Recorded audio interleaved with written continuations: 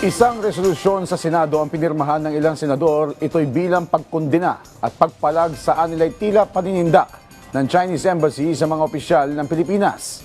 Ang detalye sa report ni Patrick De Jesus. 15 senador ang pumirma sa isang resolusyon na kinokondena ang mga pahayag ng Embahada ng China laban sa mga opisyal at institusyon sa Pilipinas. Kabilang dito sina Senate President Tito Soto, Senate Pro Tempore Ping Lacson, Senate Majority Leader Migs Zubiri, Senador Kiko Pangilinan, Senador Erwin Tulfo, Senador Risa Hontiveros, Senador Rafi Tulfo, Senador Win Gatchalian, Senador Loren Legarda, Senador JV Ejercito, Senador Bam Aquino, Senador Camille Villar, Senador Mark Villar, Senador Jinggoy Estrada at Senador Lito Lapid. Isinaad din sa resolusyon ng mga naturang senador ang pagprotekta sa soberanya at interes ng bansa alinsunod sa international law.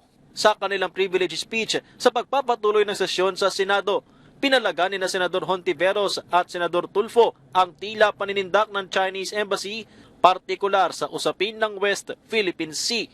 Sa totoo lang, mas marami pa akong media landing sa page ng Chinese Embassy kaysa sa mainstream media. Mapapatanong ka na lang talaga, official page ba ito ng isang embahada o ng isang troll farm?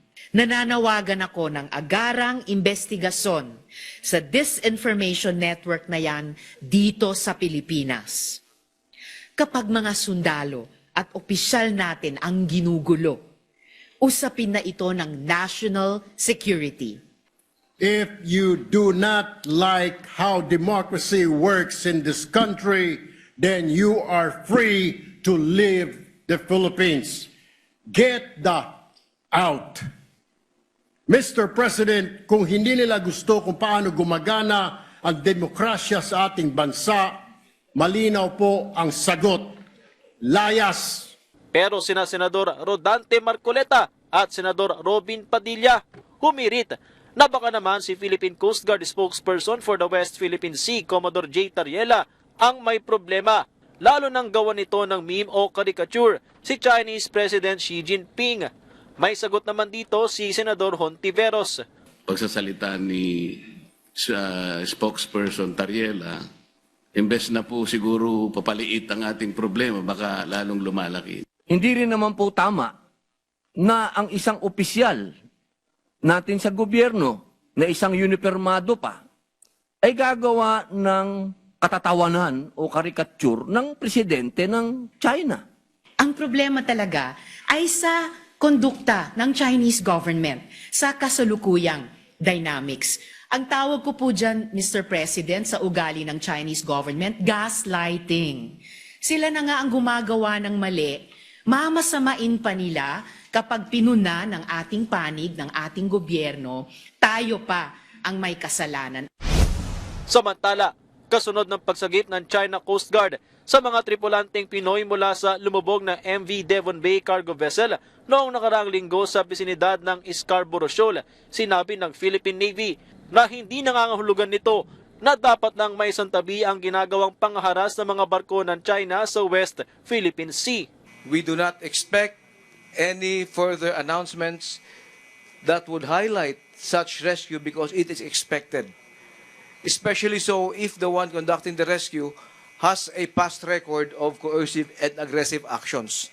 Otherwise, highlighting such activities would lose the essence of the rescue itself, and it may even go to mere propaganda. Tayo ay natutuwa na ligtas yung ating mga kababayan. And it is expected for every mariner around the world to render assistance to fellow mariners. Sa 2 araw na pagsasanay ng Armed Forces of the Philippines at US Indo-Pacific Command sa bisinidad ng Bajo de Masinloc, namataan ang isang Jiangkai II-class frigate mula sa People's Liberation Army o PLA Navy ng China.